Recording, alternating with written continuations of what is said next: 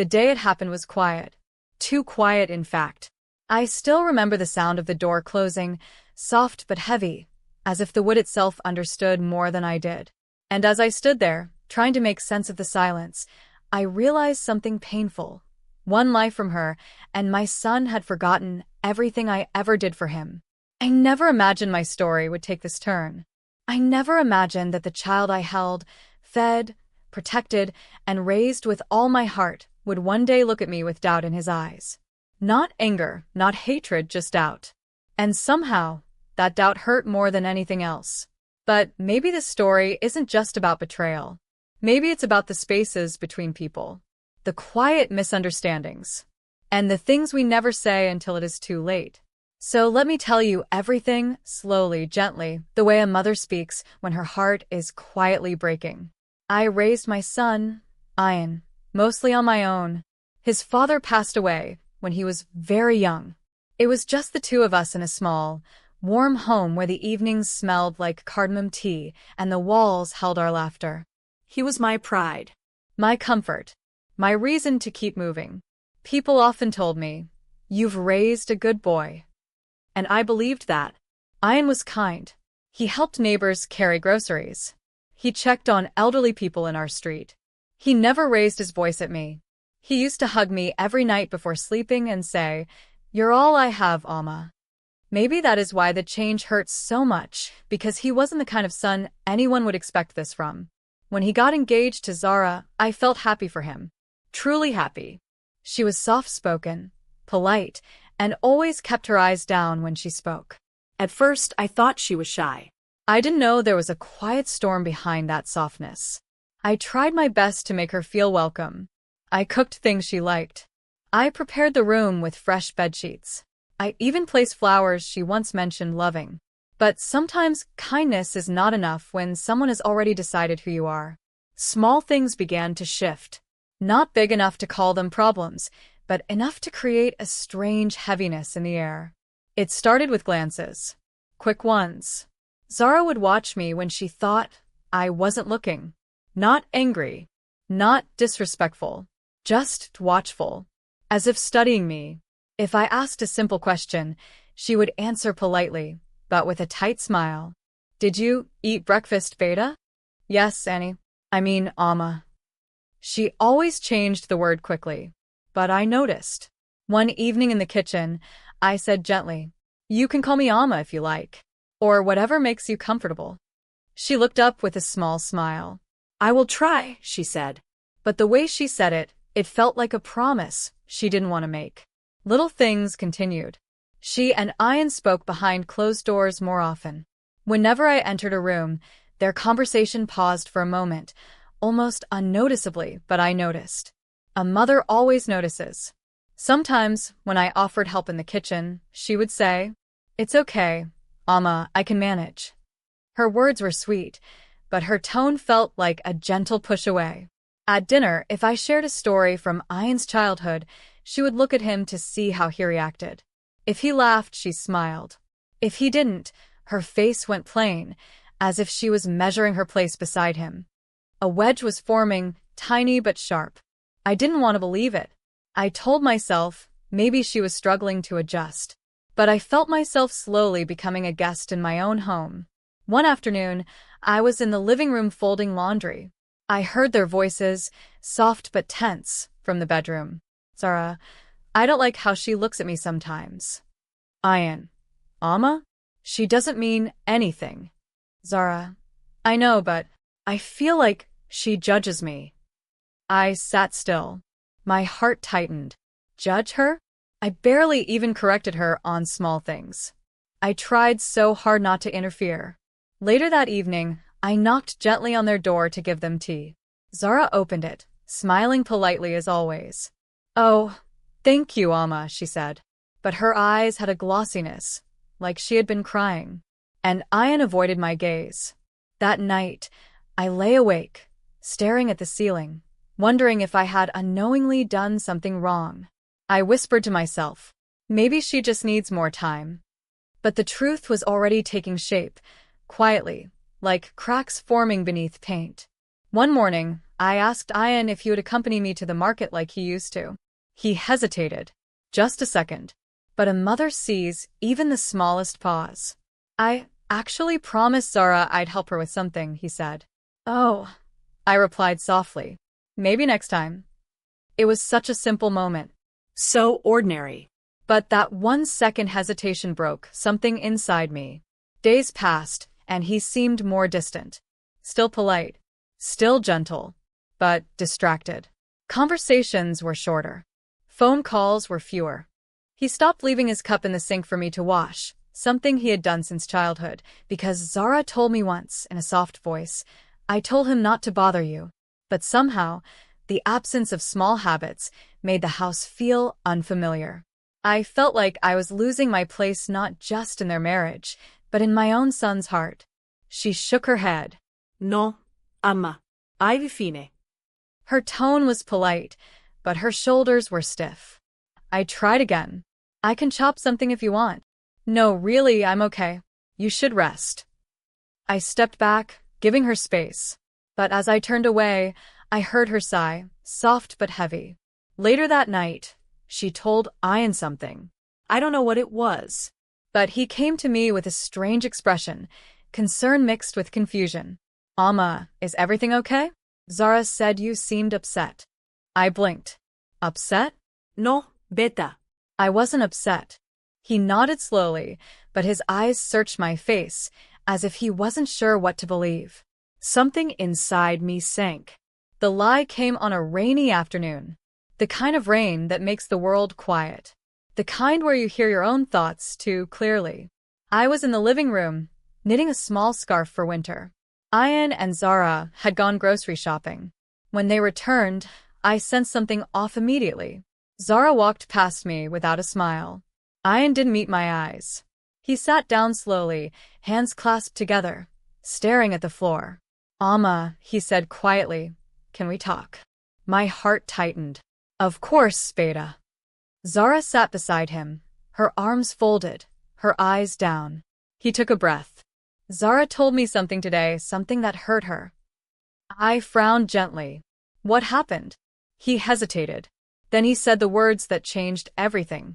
Amma, she said you called her selfish behind her back. My breath caught. What? I never. Zara looked up, eyes shining with hurt. You told my sister that I was trying to take your son away from you. I felt the room spin slightly.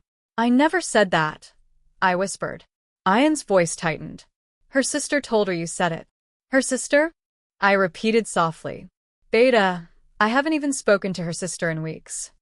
But Zara wiped her eyes and said, she told me what she heard, and she wasn't lying. The pain in her voice was real. Or maybe she had convinced herself it was. Ian's jaw clenched. I just need to know if you said anything like that. I stared at him, stunned. My child, why would I ever say something that would hurt your marriage? Why would I ever speak behind anyone's back? He looked at me, searching my face. But doubt, that quiet, deadly thing, had already entered his eyes. That doubt was the lie's poison. Later that evening, after the argument faded into silence, I followed them to the hallway. I just wanted to talk. To clear my name softly, without tension. But Zara gently closed the bedroom door. Not loudly. Not angrily. Just closed. And Ian didn't reopen it. I stood there, staring at the wood, feeling the quiet settle around me like cold mist. That was the moment I understood. One lie. Just one. And my son had forgotten everything I ever did for him. The days that followed felt long and strangely silent. There were no arguments. No shouting. No harsh words. Just a soft, cold distance that settled into the house like an unwanted guest. Ian still spoke to me, but something had changed. His sentences were shorter. His tone was careful, almost cautious. As if he was afraid I might say something that would confirm the lie he had been told. Zara avoided being alone with me. If I walked into a room, she found a reason to step out. If I asked a simple question, she answered with polite distance. I tried to be patient. I told myself, truth always rises. But sometimes truth rises slowly and pain rises fast. Every night, I sat on my bed and whispered to myself, "You know your heart. Stay gentle. Stay patient." But even gentle hearts can bruise. One evening, I made Ian's favorite dish, lentil soup with cumin and garlic. It was something he loved since he was a child. Whenever he was sad or tired, he would say, "Amma, please make the soup," and I would smile and prepare it. That night, I placed the hot bowl on the table, just hoping it might bring a small bridge back. Ian came out first. He looked at the table, then at Zara. She hesitated, then said softly, "I'm not really hungry." Ian nodded slowly. "I think we'll eat later, Amma." They both turned away and walked back to their room. The soup sat there for a long time, Steam rising. then fading, then gone. Sometimes it's not the big actions that break you. Sometimes it's the quiet ones. A few days later, our neighbor, Aunt Shireen, came to drop off some homemade bread. She had known Ian since he was small. She sensed things easily. She sat beside me on the sofa and held my hand. "You look tired," she said gently. I smiled softly. "I fine." She studied my face. "You don't look fine." I didn't tell her anything. I didn't want anyone to think ill of my son or my daughter-in-law. People talk too easily, and once words leave a mouth, they don't always return the way they should. So I simply said, "Things are a little quiet these days." She nodded with understanding. "New marriages can be like that," she whispered. "Sometimes love makes people blind." Her words felt heavy, but honest. When she left, I stood at the window and watched the street. I wondered how many mothers had gone through the same quiet heartbreak. How many had watched their adult children drift away? How many had been blamed for things they never said? I realized I wasn't alone, but that didn't make it hurt less. One afternoon, I entered the living room and saw Zara sitting there, her phone in hand, her expression worried. She looked up at me, startled, as if she didn't expect me to come in. "Everything okay, Beta?" I asked gently. "Oh, yes," she said quickly. But later that evening, I overheard her talking softly to Ian. "I feel uncomfortable here," she said. "Your mother watches me too closely." I stood still in the hallway, my heart sinking. "Watches her?" I barely spoke these days. I barely entered the same room unless necessary. Ian sighed. "I'll talk to her," he said. And that night, he came to me. "Amma," he began, "Zara says she feels judged. She feels you don't like her." I felt a deep ache in my chest. "Beta, I have never shown dislike. I don't understand why she feels that way." He looked uncertain. "Maybe you don't realize how you come across." I paused. That sentence, that small sentence, it felt like someone pressed a fragile part of my heart too hard. "Do you think I would hurt her?" I whispered. "I just think you both need space." Space. That word changed the air around me. Ian had never asked for space from me before. I nodded slowly. "If that's what you feel, Beta." He softened then, perhaps recognizing my pain. He sat beside me for a moment, placing a light hand on mine. "Things will get better," he said quietly. But his eyes held no certainty, only hope. And hope, while beautiful, is not the same as trust. That night, I held an old photograph of Ian. He was around 6 years old, smiling with missing teeth, holding a small school prize. I remembered the day clearly. He had run into the house, waving the certificate proudly. "Amma, I got first place," and I had lifted him and spun him around. Now, sitting in my dim room, I traced the picture with my finger. Where was that little boy? Where was the child who trusted every word I said? Where was the son who once told me, "I'll never let anyone hurt you, Amma"? It's strange how life changes quietly. Not in storms, but in small drifting shifts. To distract myself, I decided to go to the market one morning. I asked Ian gently, "Beta, can you come with me? It's been a long time since we went together." He hesitated again. A long pause this time. Too long.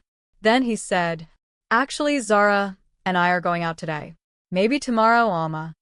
My chest tightened. "Oh, okay." He forced a smile. Next time for sure. But as they walked out the door, hand in hand, I stood there feeling small, almost invisible. At the market, I bumped into one of Zara's cousins. She looked at me with a stiff expression. "Auntie, I heard you don't treat Zara well." I froze. My breath caught. "What?" I whispered. She shrugged casually. "That's what she told us. She cries sometimes, you know." My hands trembled slightly. "I don't understand," I murmured. She tilted her head with a look that wasn't unkind, but it wasn't kind either. "Just try to get along," she said. Then she walked away. I felt my knees weaken. I held on to a vegetable stall for balance. A stranger from the street was now telling me about my own home, my own behavior, my own mistakes I never made. That was the moment I realized. The lie had spread. It had grown legs. It had left the house. And it was walking freely through the world. That evening, I couldn't keep the pain in anymore. When Ian returned home, I asked softly, "Beta, did you tell Zara's family that I mistreat her?" He looked surprised. No. Why? I swallowed. "I met her cousin today. She hears things that hurt." Zara, who was standing behind him, stiffened. "I only told them how I feel," she said quickly. "How you feel?" I repeated gently. "Beta, why would you tell them such heavy things before speaking to me?" Her eyes filled with tears instantly. "I feel alone here," she whispered. "I feel like I don't belong." Ian held her shoulder protectively. "Amma, she's been trying. But you haven't made her feel comfortable." Something inside me cracked. "Ian," I whispered, "you know me?" He looked at me with conflicted eyes. "I know, Amma, but Zara is my wife. I have to believe her." There it was. The dividing line. Simple. Soft. Final. He had chosen her words over my truth. Not because he loved her more. Love isn't competitive. But because marriage creates a new world. And sometimes, the old world becomes just an afterthought. I stepped back, nodding slowly. "I understand." Zara wiped her tears and looked at him, not me. Ian sighed deeply, rubbing his forehead. "We just need peace," he said softly. "Please, let's try to give each other space." Space. Again. It felt like that word was pushing me farther and farther away. That night, it rained heavily. I stood by the window, watching the drops race each other down the glass. The sky looked tired. Just like me. Inside my chest, I felt a knot, a heavy one, made of sadness, confusion, and quiet resignation. I whispered into the empty room. "I didn't do anything wrong. So, why does it feel like I'm losing?" The room didn't answer. But maybe silence was the answer. The next morning, I woke up with a heaviness that didn't go away even after I washed my face. Ian and Zara were having breakfast quietly. I stood by the doorway for a moment, watching them. They looked peaceful. Together. Certain. And I realized something with painful clarity. I was the only one fighting to stay. Everyone else had already let go. So I walked to them, slowly, gently, calmly. "I'm going to visit my sister for a few weeks," I said softly. "I think it's better for everyone." Ian looked up sharply. "Amma, you don't have to." I cut him off with a small smile. "It's okay, Beta. Sometimes, distance brings clarity." Zara looked relieved, not excited, just relieved, which told me everything. Ian hesitated, guilt crossing his face. "Are you sure?" I nodded. "I need some quiet. And maybe you two need it too." He didn't stop me. He didn't insist. He just nodded slowly. And that tiny moment told me the truth I had been avoiding. I wasn't leaving the house. The house had already left me. Leaving the house was quiet. Almost too quiet. I packed slowly, folding each piece of clothing with careful hands. There was no rush. No raised voices. No one begging me to stay. Just soft movement and heavier thoughts. When I zipped the suitcase, I paused for a moment and looked around the room. Every corner held a memory. Every surface knew the touch of my hands. The walls had watched me laugh, cry, hope, and pray. Now I was leaving them behind like old friends who no longer knew my name. Ian helped me carry the suitcase to the door. He tried to smile, but the expression trembled slightly. Call me when you reach, he said softly. I nodded. I will. Zara came forward. She hugged me lightly, politely. A hug without roots. Take care, Alma, she whispered. I whispered back, you too, Beta. Then I stepped outside, closing the door behind me. A soft click, but it echoed inside my chest. Ian watched me walk to the gate. He didn't stop me. He didn't run after me like he used to as a child when he thought I was leaving even for a moment. He just stood there, torn but silent. When I looked back one last time, he raised his hand slightly, a small wave, barely there. Then he turned and went inside. And I realized, sometimes heartbreak doesn't look like screaming. Sometimes it looks like a quiet farewell no one planned for. On the way to my sister's house, I sat by the window of the small bus, watching the fields pass by in long green stretches. The sky was soft and pale, like it, too, didn't know how to feel. People around me talked softly. A mother feeding a toddler. An elderly man reading a newspaper. Two teenagers sharing earphones. Life was happening everywhere. Yet my heart felt paused. I pressed my hand against the window. The glass was cool, calming. As if the world was telling me, breathe. Let it go for now. But letting go is never simple. Especially when your heart is tied to someone you raised with love, so deep it became part of your soul. I whispered one small prayer in my heart. Keep my son safe. That's all. My sister, Miriam, opened the door with warm eyes. She didn't ask many questions. She didn't make assumptions. She simply hugged me firmly and said, "You stay as long as you need." Her home felt safe, calmer, a place where I could breathe without feeling judged. But even in that comfort, the ache remained. Every cup of tea reminded me of the mornings with Ian. Every quiet afternoon reminded me of the silence that had replaced our laughter. Every night I wondered if he missed me, even a little. I didn't call him for the first few days. I wanted to give him space, just like he said. And maybe I needed it too. But every night before sleeping, I checked my phone once. Just once. No missed calls. No messages. Silence can be louder than any argument. On the fourth evening, my phone finally rang. Ian's name flashed on the screen. My heart jumped. I took a slow breath before answering. Assalamu alaikum, Mama, he said softly. Walaikum assalam, Beta. He hesitated. How are you? I'm okay, he replied calmly. How are you both? We're fine, he said. The house feels quiet. Quiet. That word again. It followed me everywhere. I asked softly, how is Zara? She's okay, he said. She just misses you too. I didn't know how to respond. Miss? Or miss the idea of peace that my absence created. He continued, Alma, I'm sorry things became so complicated. My throat tightened. It's life, Beta. Sometimes hearts get confused. He took a slow breath. Can I come visit you soon? My heart softened. Come whenever you like. But he didn't say when. And I didn't ask. People Heal on their own timelines. That night, I sat outside on the small balcony of my sister's house. The air was cool. The stars were faint but comforting. I felt a strange peace settle inside me. Not because everything was better, but because I had allowed myself to step back. Sometimes stepping back isn't losing. Sometimes it's protecting your heart. I held my shawl tighter around my shoulders and whispered to the dark. I love him. I always will. But love also means letting him learn. A week later, Miriam returned from the market and said, I met someone from Zara's family. They said things are tense there. I looked at her quietly, waiting. They said Zara told them she feels guilty, she continued. Apparently, she admitted that she may have exaggerated things because she felt insecure in the beginning. I lowered my gaze. Exaggerated. Such a small word. For such a big wound. But I didn't feel angry.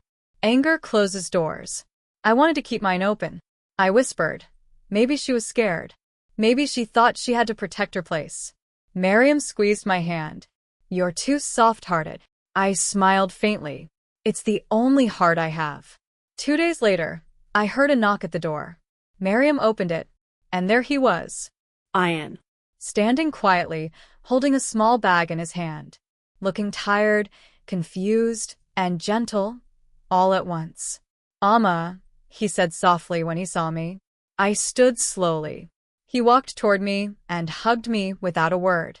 For a moment he was my little boy again, face buried in my shoulder, arms wrapped around me tightly, breathing slowly like he was home. I closed my eyes and whispered, I've missed you, Beta. He whispered back, I'm sorry for everything. We sat down. He held my hand, and for the first time in weeks, I felt the warmth of real connection again. He spoke slowly, choosing each word with care. Amma, I think Zara said some things because she felt insecure. She told me yesterday that she may have misunderstood your actions. She said she felt afraid I would love you more than her. I nodded gently. Fear makes people say things they don't mean. He looked ashamed. I should have trusted you. I should have asked you calmly instead of believing everything. I touched his hand softly. You're human, Beta. You're allowed to make mistakes. He lowered his gaze. But I hurt you. A son can hurt his mother, I said quietly, but he can't break her love. His eyes filled with tears. We sat there for a long time. No blaming. No explaining every small detail. Just quiet understanding. The next morning, Ian asked if I would come home with him. I smiled gently. Not yet, I said. Let the heart settle first. Let the air become lighter. He nodded slowly. I understand.